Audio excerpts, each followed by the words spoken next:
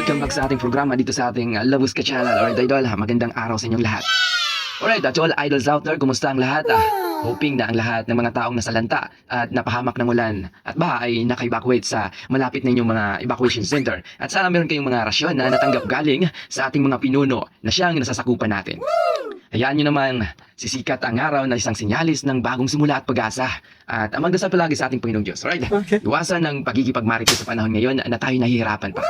Hayaan nyo pong basahin ko po sa inyo ang sinabi ng Kawikaan 13 hanggang 3. Siyang nag-iingat ng kanyang bibig, nag-iingat ng kanyang buhay.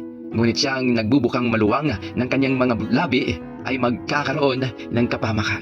Yan po ay mababasa niyo po sa Kawikaan 13 hanggang 3. At ang mensaheng yan ay hatid sa atin ni Felix Fajardo Gozon at tumay para Igso, Eduardo Razonable. Maraming salamat nga po pala sa inyong pakikinig sa araw na ito na tayong lahat ay magsasabing Ahon Davao del Norte. Magbabalik tayo